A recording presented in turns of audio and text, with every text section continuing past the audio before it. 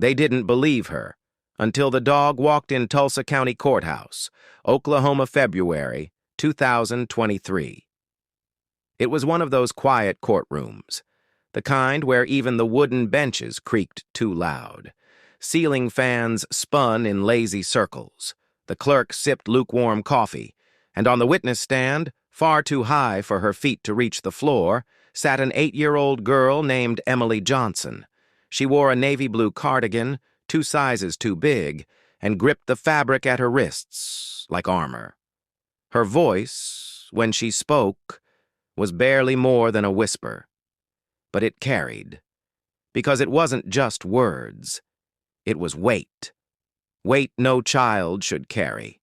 Emily had been through more than most adults. Her father, Officer Benjamin Johnson, had been killed in the line of duty just 10 months earlier, shot while trying to stop a robbery. The whole town attended the funeral, the flag folding, the taps, and at the front of that service, not moving, sat a Belgian Malinois named Harley.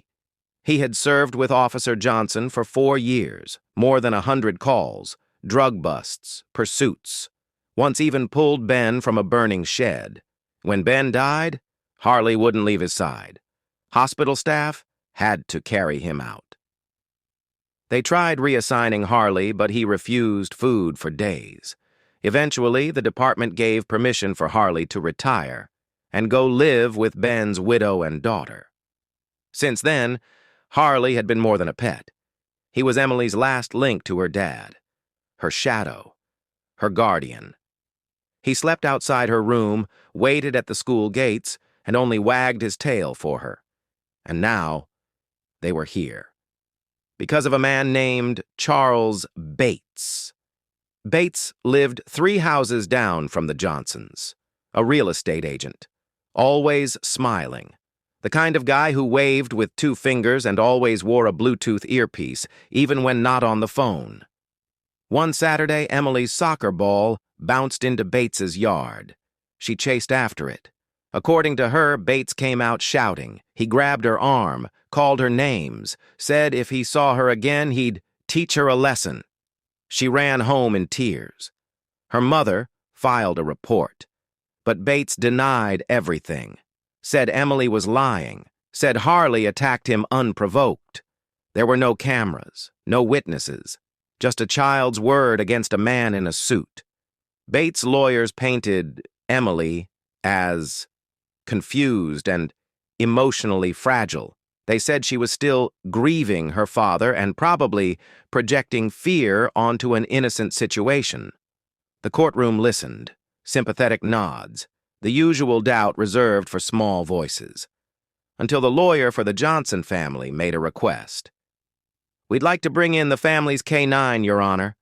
The judge raised an eyebrow. "This is highly irregular." "Yes, Your Honor, but Harley is not a pet. He was Officer Johnson's trained police dog, and his behavior is relevant." The judge considered, then agreed. The bailiff opened the door, and in walked Harley. No leash, no barking, just steady steps, eyes scanning every corner. The room stilled. Even the buzzing fluorescent lights seemed quieter. Emily sat straight in her seat. Her lips moved. A whisper, "Good boy." Harley passed the gallery. He sniffed the floor once, walked up beside Emily, paused, then looked across the room at Bates. He didn't bark. He didn't growl. He stepped forward, slowly, then placed himself between Emily and the defendant, and growled, low, deep, a sound like thunder right before a storm, ears back, shoulders locked. The gallery gasped. Bates shifted uncomfortably. Emily's attorney stood. Harley was trained to detect threat postures, voice tension, fear reactions, and aggressive intent. He's never growled at a judge, never at a civilian, not even once, until today. The judge leaned forward, eyes fixed on Harley. The moment lasted less than 30 seconds, but it changed everything. Later that day, new testimony surfaced. A neighbor admitted Bates had once yelled at their son, too. but they'd never reported it. Too scared, too unsure. Now, they weren't. Emily didn't understand every legal word that day, but she knew one thing. When no one believed her, Harley did. And when Harley stood there unwavering, the courtroom finally listened. Outside the courthouse, a reporter approached. "Emily, how do you feel now?" She looked up, blinking, tired, then turned to Harley. "He didn't bark for my dad's funeral, but today, he finally spoke."